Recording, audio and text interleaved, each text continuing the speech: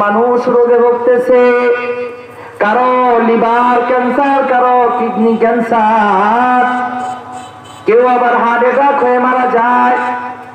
এই বর্তমান যুগে মৃত্যুর কোয়ালিটির কোনো অভাব নাই, ঠিক কিনা ধরে বলেন? আল্লাহর কোন বান্দা যদি জিকির করতে পারে, ওই ব্যক্তি কখনো হাত বলক হয়ে ইন্তেকাল করবে না, বলেন না সুবহানাল্লাহ। কারণ তার হৃদয়ের মধ্যে আছে মাওলার জিকির। আল্লাহর জিকির কালামুল্লাহ হলো বান্দার জন্য শিফা। আল্লাহর জিকির সূরা ফাতিহা, কোরআনের আয়াত, ঠিক কিনা বলেন? এই কোরআনের একটা আয়াত, এই কোরআন সূরা ফাতিহা, এর অনেকগুলা নাম আছে। একটা নাম হলো সূরাতুশ শিফা, অর্থাৎ রোগ মুক্তির সূরা। আল্লাহর উপরে ভরসা রেখে যদি কোনো বান্দা দম করিয়া পানির ভিতরে বিশেষ নিয়মে যদি খাইতে পারে, আল্লাহ তাআলা বলেন যেই রোগের কোনো ঔষধ নাই, অর্থাৎ ক্যান্সার রোগ, ওই রোগ আল্লাহ তাআলা সূরা ফাতিহার উসিলায়, সূরা ফাতিহার উসিলায় আল্লাহ তাআলা তাকে রোগ থেকে মুক্তি দিবেন, বলেন সুবহানাল্লাহ। এজন্য আমল করবেন তো ইনশাআল্লাহ। এবার আসেন জিকিরের ফজিলত যদি বয়ান করি শেষ হবে না রে মুমিন। আমলের নিয়তে বলতেছি, আপনারা আমার এলাকার কেউ আমার বাবার মতন, কেউ আমার ভাইয়ের মতন, কেউ দাদার মতন, নানার মতন, আপনাদের কাছে দোয়া চাই আল্লাহ যেন আমাদের সকলকে এক নম্বরে আমাকে আমল করার তৌফিক দান করেন, বলেন আমিন। একজন ভালো আদর্শ, একজন দ্বীনের দায়ী আল্লাহ তাআলা যাতে আমাকে বানিয়ে দেন, বলেন না একটু আমিন কর। আল্লাহ আপনাদেরকেও জান্নাতে যাওয়ার রাস্তাকে সহজ করে দেন, বলেন আমিন। আল্লাহ তাআলার জিকির অনেক গুরুত্ব জিকিরের। আল্লাহ তাআলা চান না আমার বান্দা আমার জিকির থেকে গাফেল থাকুক। আপনি বাথরুমে গেছেন জরুরত সারার জন্য, এটা আল্লাহ সিস্টেম করে বানাইছেন, বান্দা খাবে, বাথরুমের প্রয়োজন হবে।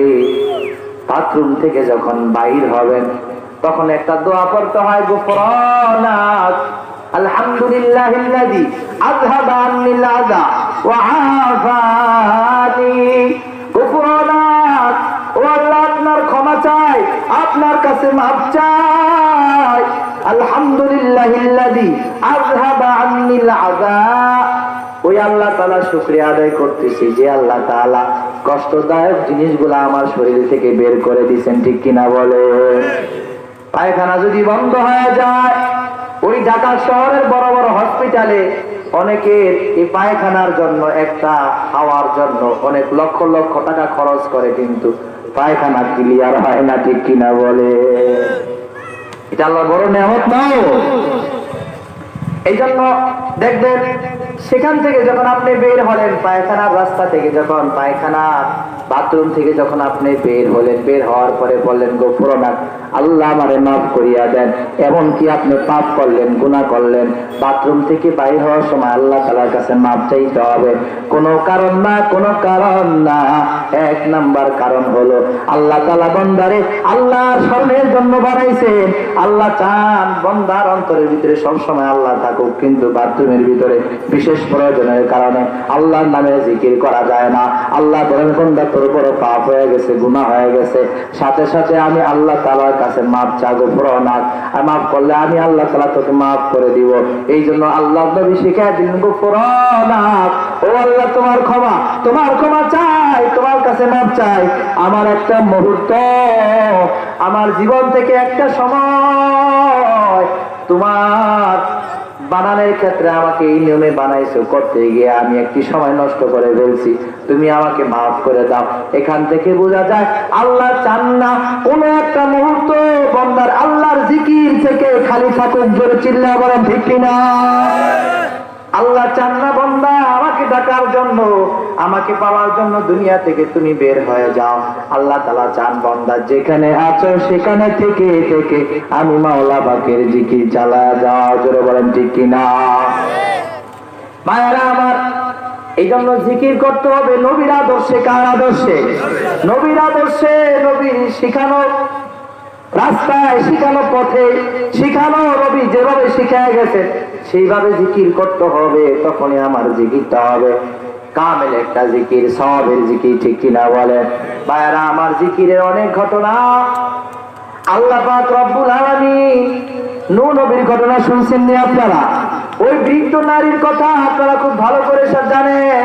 বৃদ্ধ নারী নবীরে বলছে, নূহ নবী, তোমার যখন কিস্তি বানানো হয়ে যাবে, জল তুফান যখন শুরু হয়ে যাবে, একটু আগে আমাকে বলিও, আমি মাওলার জিকির করি, আগে আসলে জিকিরের ভিতরে ব্যাঘাত ঘটবে। তুমি নৌকা যখন চালাবে আগ মুহূর্তে আমাকে একটু বলিও, আমি তোমার নৌকায় শামিল হয়ে যাব, আমি একজন ইমানদার নারী। মূসা নবী এই আকাশের আযাবের কথা দিকে তাকানোর পর, লক্ষ্য করার পর, ওই বৃদ্ধ নারীর কথা যখন ভুলিয়া গেলে, এদিক দিয়া সারা পৃথিবী আল্লাহ তাআলা প্লাবিত করে দিলেন, ধ্বংস করে দিলেন। নূহ জাতিকে আল্লাহ তাআলা ধ্বংস করে দিলেন। তার একটা সন্তান কিনা আর আল্লাহ তাকেও ধ্বংস করে দিলেন, ঠিক কিনা বলেন? অনেক ভালোর ঘরে শয়তান জন্ম নেয়, ঠিক কিনা? জোরে চিল্লায়া বলেন। ভালোর ঘরে যদি খারাপ হয়, ওই খারাপ সন্তানের বাবাকে কখনো, মাকে কখনো খারাপ গালি দিবেন না। ভালো করতে খারাপ হবে, এটা আল্লাহ তাআলা দেখাইয়া দিলেন, ঠিক কিনা? জোরে বলেন। আবার অনেক খারাপের ঘর থেকে ভালো হবে, এটা কার নিদর্শন বলেন? আল্লাহ নিদর্শন, আল্লাহ তাআলা শিখাইয়া দিলেন। ফেরাউনের বিবি আসিয়া, ফেরাউন টাটকা কাফের, আসিয়া টাটকা মুমিন, ঠিক কিনা বলেন? খারাপ ভালো বানানোর মালিককে জোরে চিল্লায়া বলেন, জোরে চিল্লায়া বলেন। কে খারাপ ভালো বানায়? কে? সুতরাং খারাপ হওয়ার কারণে, সন্তান খারাপ হওয়ার কারণে বাবা মা, ভালো বাবা মাকে কখনো গালি দেওয়া যাবে না। তবে বাবা মাও যদি খারাপ হয়, অবশ্যই খারাপকে খারাপ বলতে হবে, ঠিক কিনা বলে? মূসা নবীর সন্তান ধ্বংস হয়ে গেল, বাবার অবাধ্য হয়ে গেছেন, আল্লাহর কথা মানেন নাই। আল্লাহ তাআলা সারা নূহ নবীর যত বাসিন্দা আছে সবারে ধ্বংস করে দিলেন, মুমিনদেরকে ছাড়া। এবার আল্লাহ পাক রব্বুল আলামিন এই প্লাবনকে বন্ধ করে দিলেন। নূহ নবী কিস্তি নিয়ে জমিনে আসছেন। জমিনে আসার পর হঠাৎ করে নূহ নবী ওই বৃদ্ধা মহিলার কথা স্মরণে চলে আসছে। আমার কওমের সম্প্রদায়, হে মুমিন সম্প্রদায়, তোমরা তাড়াতাড়ি দৌড়া যাও, আমার একজন বৃদ্ধ মা মুমিনা নারী ওখানে একটা ঘরের ভিতরে থাকেন। আমি তো তার কথা স্মরণে হারিয়ে ফেলছি, আমার মনে নাই। তার বাড়ি পর্যন্ত দৌড়ে যাও। নূহ নবী তার দলবল নিয়ে গেলেন। আল্লাহ নবী দেখেন সারা পৃথিবীটা, ওই অঞ্চলটা পুরো সমান হয়ে গেছে, কোনো মানুষের কোনো নমুনা নাই। ওই বুড়িমার ঘরের কিনারায় গিয়া দেখে ঘরটা দিব্যি যেমন দেখে গেছেন তেমনই আছে। জোরে চিল্লায় বলেন আল্লাহু আকবার। এগুলা কার ক্ষমতা? কার ক্ষমতা? আল্লাহর ক্ষমতা। নূহ নবীর জামানায় ছিল, এখন মনে হয় নাই। আল্লাহর ক্ষমতা নূহ নবীর জামানায় যেমন ছিল, ইব্রাহিমের জামানায় যেমন ছিল, এবং মূসা নবীর জামানায় যেমন ছিল, মুহাম্মদুর রাসূলুল্লাহ জামানায় যেমন ছিল, বর্তমান সময় আল্লাহর ক্ষমতা তেমনই আছে। ইহুদি খ্রিস্টানরা, ইসলামের দুশমনরা, মুসলমানের দুশমনরা, সাবধান, ওই নমরুদ ফিরআউনের মতন তোমাদের পরিণাম হবে, ঠিক কিনা? ধরে বলে ওই আল্লাহ আছে না নাই? আসমানের মালিক কে? জমিনের মালিক কে? এখন দেখবেন প্রত্যেকটা সমাজে সমাজে কিছু পাতি নেতা বাইর হয়েছে, মাহফিলের ভিতরে বাধা দেয়। জোরে বলেন ঠিক কিনা? জোরে ঠিক বলতে হবে, ঠিক কিনা? আমি মনে করি এরা আল্লাহর কোরআন থেকে মানুষকে বাধা দেয়, ঠিক কিনা? জোরে বলেন। আল্লাহ বলেন যারা কোরআন থেকে বিমুখতা প্রদর্শন করে, কোরআন থেকে রাজ দেখায়, কোরআনের রাস্তায় যারা বাধা দেয়, তাদের কানে শয়তান চাপছে। এই সমস্ত পাদিনা তাদের কান্দে শয়তান চাপছে, ঠিক কিনা বলেন? শয়তানকে শয়তানি দূর করার জন্য একটু মায়ের দিতে হবে, না হয় কোনো ওষুধে কাজ হবে না। জোরে চিল্লায়া বলেন ঠিক কিনা? সারা বাংলাদেশে মাহফিল ও মাহফিল গুলো মানুষের হেদায়েতের একটি কারখানা। এই হেদায়েতের মার্কাজগুলোকে বন্ধ করার জন্য কিছু সমাজের কিছু পাপী নেতা বিভিন্ন জায়গাতে দেখবেন এরকম হচ্ছে। আপনারা ইউটিউব চালান, দেখবেন কি সমাজে, যে সমাজের মাহফিল বন্ধ করে দেওয়া হবে, সেই সমাজের নারীদের ঘটনা আনুষ্কার মতন এবং অপমানজনক এমন বিপজ্জনক হবে না তো কি হবে, ঠিক কিনা বলেন? আপনার ওই আনুষ্কা নামক একটি মেয়ে, সেই ঢাকার কলাবাগানের ঘটনা, বন্ধুর বাড়িতে গেছে, বন্ধু তাকে ধর্ষণ করে, তার পরিণামটা কি হলো বলেন? যে সমাজের মানুষ কোরআনকে পছন্দ করে না, যে সমাজের মানুষ কোরআনের মাহফিলকে বন্ধ করে দেয়, তাদের অবস্থা তো সেই আনুষ্কার মতনই হবে, ঠিক কিনা বলেন? নারীদের অবস্থা তো আনুষ্কার মতনই হবে, ঠিক কিনা বলেন? সেই সমাজের পুরুষদের অবস্থা তো দিহানের মতনই হবে, ঠিক কিনা? জোরে চিল্লায়া বলেন। এই জন্য আপনাদের আমাদের কোন সন্তান যাতে করে আনুষ্কার মতো না হয়, দিহানের মতো না হয়, আমাদের সন্তানদের প্রতি খেয়াল রাখতে হবে, ঠিক কিনা বলে?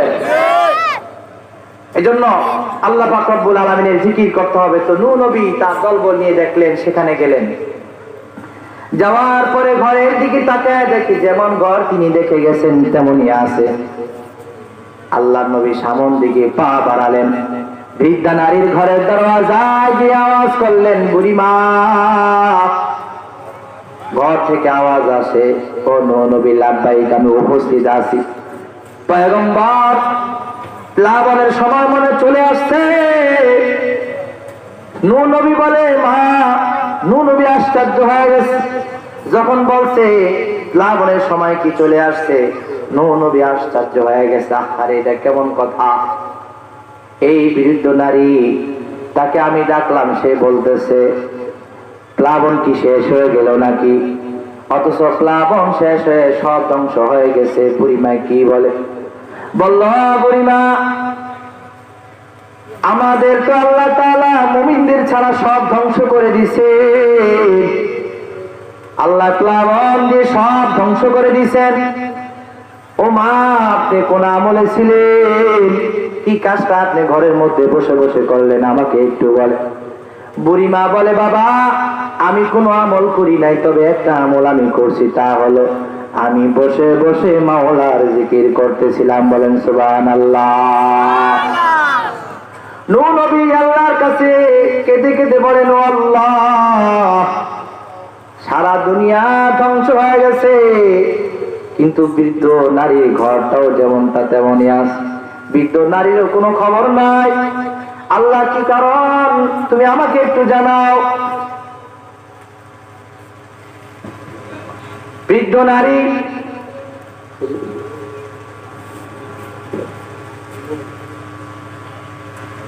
নারী মূসা নবীকে বলল, আমি আল্লাহ তাআলাকে স্মরণ করছি।